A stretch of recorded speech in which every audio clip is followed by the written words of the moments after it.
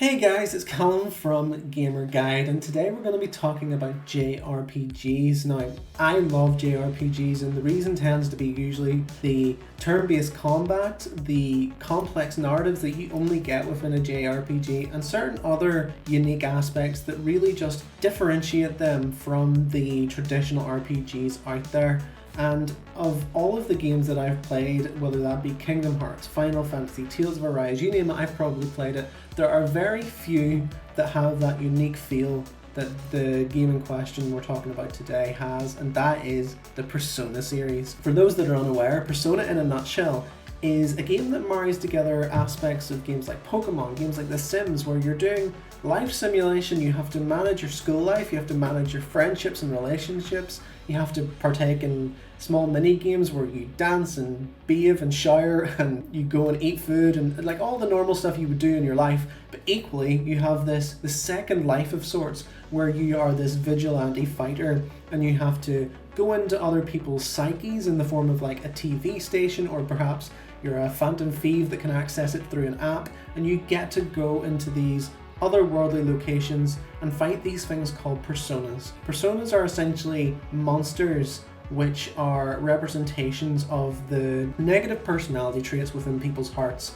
and that's where the combat aspect of this game comes in. You get to go in there and do turn-based combat, which is very similar to the likes of Final Fantasy, the likes of Pokemon, various other games like that. But then it marries together with the life simulation side to create something that's absolutely unique. There's nothing quite like it. But that kind of begs the question, is there anything that is at least a little bit like that so you can squeeze a little bit more enjoyment out of this game format? If you've played all the Persona games and you just want more, maybe it would be a good idea to look up some new games, and that's what I'm here to talk to you about. I want to bring up 3 really good examples of games that you can play if you enjoy the Persona series. So without further ado, let's talk about those 3 games.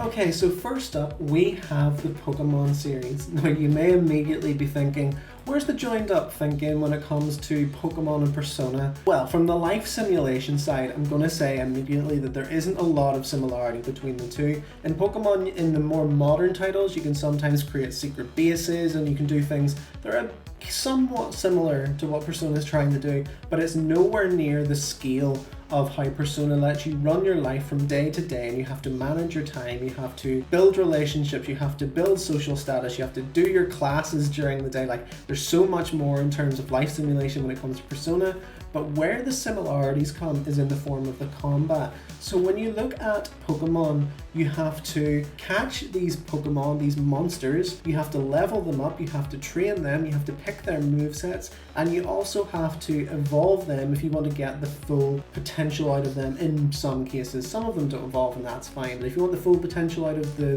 bigger, badder Pokemon, you're going to have to do that. Now, with Persona, it's very, very similar. What you have to do is you have to go into these otherworldly locations and you have to fight against these monsters, and then a time comes where you're going to have to convince them to fight for you. So that might be through threatening them, it might be through flattery, it might be through humor, but you're going to have to convince them to fight alongside you. And then once you do, then you have to train them to become the best asset to your team. So that will be through leveling them up. That will be through training them in different types of movesets. And then as well as that, you have the Velvet Room, where you can take these 2 different personas that you may have collected and you can mesh them together to form a new, stronger persona. So in terms of combat, these 2 games are very, very closely linked. Because Pokemon came first, I would imagine that Persona very much used the blueprint of what Game Freak had done to put together an aspect of their combat. And obviously other JRPGs will have played a role, but you can clearly see that Pokemon was part of the blueprint for Persona. And that's why I think if you're a Persona fan, Pokemon is definitely something that you need to try out if you've never touched the series before. In at number 2 we have the Yakuza series. Now you may be thinking, how are Yakuza and Persona closely linked? And I would forgive you for thinking that they are very, very similar games, because they're not particularly, but there is one aspect of the 2 that marries together very, very nicely. In terms of the combat, very different. In terms of the narrative, again, very, very different. However, In terms of the life simulation and the kind of extracurricular content that you can do on the side, they're actually very, very similar.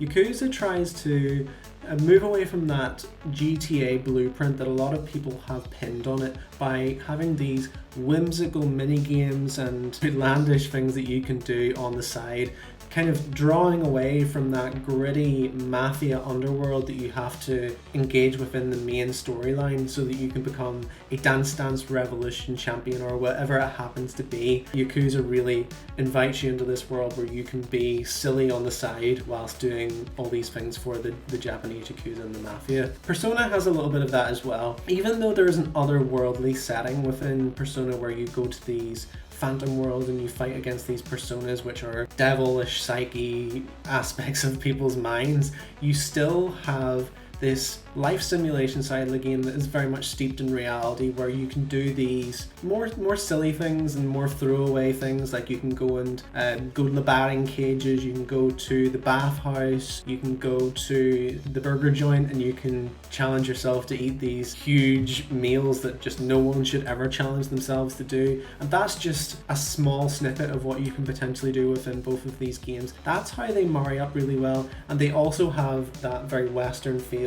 that make them killer JRPGs. Very different in a lot of ways, but there is that core link between the two. And I think if you're a Persona fan that loves that silly side of Persona, then Yakuza is very much something that you will enjoy.